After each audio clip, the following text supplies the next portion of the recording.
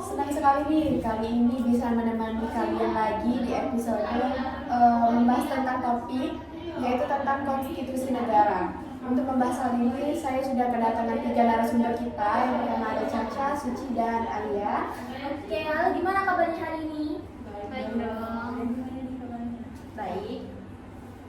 Baik, sebelum kita mulai lebih mendalam lagi, mungkin bisa dijelasin dulu nggak sih apa itu konstitusi negara? Konstitusi itu adalah kumpulan aturan atau ketentuan yang mengatur ketatanegaraan suatu negara. Secara harfiah, konstitusi berasal dari bahasa Perancis yaitu constituer, yang artinya menyusun, membentuk, atau menyatakan suatu negara. Undang-Undang 1925 disahkan sebagai konstitusi dituliskan pada Sidang Panitia Persiapan Kemerdekaan Indonesia atau PPKI pada 18 Agustus 1945. Meski begitu, penyusunannya sudah ada sebelum bulan Agustus 1945. Dalam Undang-Undang 1945 tuh ada pasal berapa aja nih yang berisi tentang konstitusi? Pasal 1 ayat 1 yang merupakan bagian dari landasan konstitusional Persatuan dan Kesatuan Bangsa Indonesia. Lalu ada pasal 3 ayat 1 dan 2 yang merupakan bagian dari landasan konstitusional Persatuan dan Kesatuan Bangsa Indonesia. Lalu ada lagi pasal 24C ayat 2 yang memberikan wewenang kepada Mahkamah Konstitusi atas keputusan oleh pendapat Dewan Perwakilan Rakyat atau DPR mengenai dugaan pelanggaran Presiden dan Wakil Presiden. Lalu yang terakhir ada pasal 3 aturan peralihan UUD 1945 yang juga mengatur tentang pembentukan Mahkamah Konstitusi. Jadi pada intinya konstitusi itu merupakan aturan ya. Kalau sifat dan bentuk konstitusi di Indonesia itu gimana sih? Dalam teori hukum, konstitusi dikenal memiliki sifat yang luas, atau fleksibel dan rigid atau kaku. Dan ada juga sifat tidak tertulis dan tertulis. Dan ketentuan dari konstitusi sendiri ada 2 jenis, yaitu ketentuan yang ditulis dalam suatu naskah, sedangkan yang tidak tertulis yaitu membuat ketentuan-ketentuan mengenai pemerintahan yang tidak dituliskan di dalam suatu naskah tertentu, melainkan dalam banyak hal seperti konvensi atau undang-undang biasa.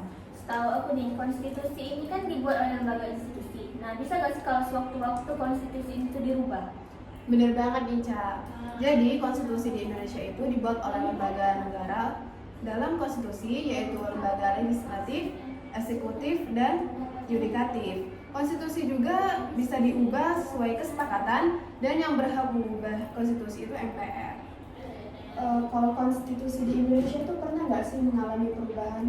Pastinya pernah dong. UUD 1945 sudah mengalami 4 kali amandemen. Yang pertama pada 19 Oktober 1999, kedua pada 18 Agustus 2000, lalu yang ketiga pada 9 November 2001, dan yang keempat pada 11 Agustus 2002.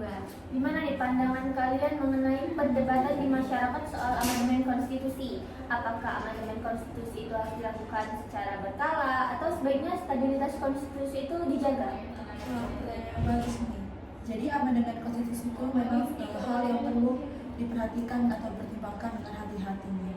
Di satu sisi, konstitusi itu harus fleksibel untuk menyesuaikan diri dengan perkembangan zaman.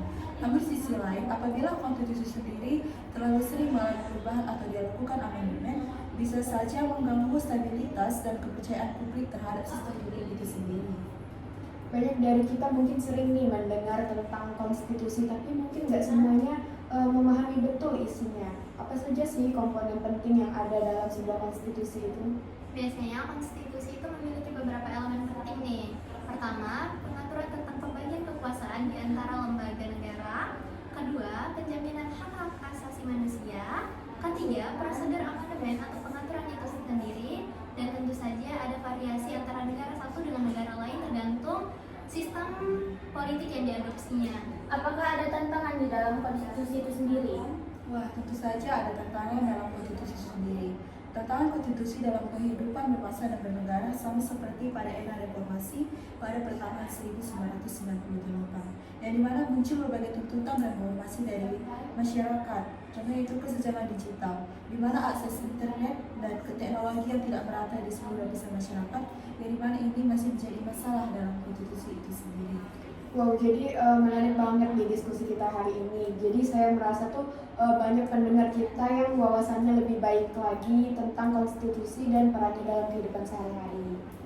Terima kasih Ocha dan Najwa, kami juga senang bisa berbagi informasi untuk teman-teman semuanya. Oke, sebelum kita akhiri, ada nggak pesan terakhir yang mau disampaikan buat para pendengar biar mereka tuh lebih paham pentingnya memahami konstitusi? Ya tentu, penting bagi kita semua menyadari bahwa konstitusi bukan hanya sekedar dokumen hukum, tetapi juga landasan bagi hak dan kewajiban kita sebagai warga negara. Jadi mari kita sama-sama menjaga dan menghormati konstitusi kita. Wah, pesan yang bagus banget ya. Terima kasih sekali lagi atas wawasannya yang luar biasa. Semoga kita bisa berbincang lagi di lain waktu. Sama-sama Ocha, kami juga berharap bisa hadir lagi dan berbagi lebih banyak lagi di masa mendatang. Oke teman-teman, itu dia pembicaraan kita hari ini. Jangan lupa follow dan subscribe podcast ini. Semoga kita bisa ketemu di lain waktu. Bye-bye!